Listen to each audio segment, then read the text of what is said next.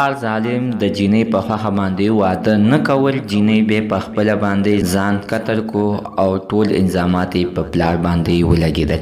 راځئ مینه واله چې داسې واقعه ولې مخې ته راځي او اخر څنګه چې دی کې اخر غټ قصوروات څوک دی. ټوله ویډیو تاسو زموږ په دې ویډیو کې شیر کوو. زموږ دا ویډیو د سره تر اخره پورې ګورئ چې تاسو ته پوره معلومات در ورسېږي. دې معلومات نه مخکې زه تاسو ته د یادګي نه وکړم تاسو کو چارې زموږ په دې سوپر کلیک چینل کې نوي وئ چینل هم نوي سبسکرایب کړئ. مهرباني وکړئ او زموږ د سوپر کلیک چینل د سره سبسکرایب کړئ. خوا کې اوسه د ټلۍ نشان ووهه چې ښایي یوه نوې معلوماتي ویډیو تاسو ته په اسانۍ باندې در ورسېږي. مینهوالو دا واقعه په سیالکوټ کې مخې ته راغلې ده چې لور به یې سکول ته راتله ده چې دا په نهم کلاس طالب علمه وه چې په دغه ټایم کې دې ځان یو هلک خوښ کولو چې دوی په مینه کې دومره ډوب شولو چې سترګې پرې مکمل پټې وې چې اخره کې دغه هلک سره د کور نه تښتېدلو ته هم دا جینۍ تیاره وه. هلک ورته ویلې چې ته کور کې ووایه چې نه زه دې هلک سره واده کوم، کو اجازه ته درکړو صحیح ده واده به وکړو، کو اجازه ته د لدن نه کړو کار به شو او به تښتون. مینهوالو چې دغه جینۍ کور ته تللې ده یعنې پلار مور ته یې ویلې دي، مور یې بیا پلار ته ویل، مور ته یې ویل چې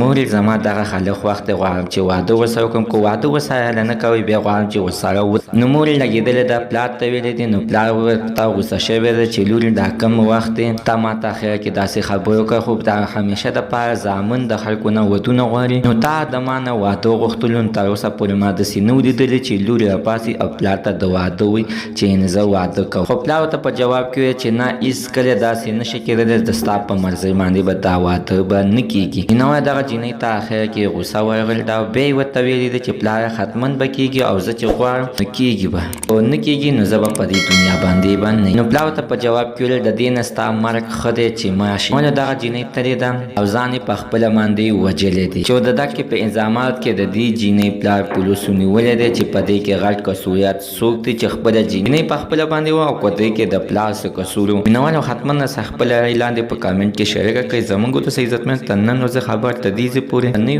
د نوي معلوماتو لپاره د سره زموږ د سوپر کلیک چینل د سره سبسکرایب کړئ. خوا کې ورسره د ټلۍ نشان ووهه چې ښایي یوه نوې معلوماتي ویډیو تاسو ته په اسانۍ باندې در ورسېږي.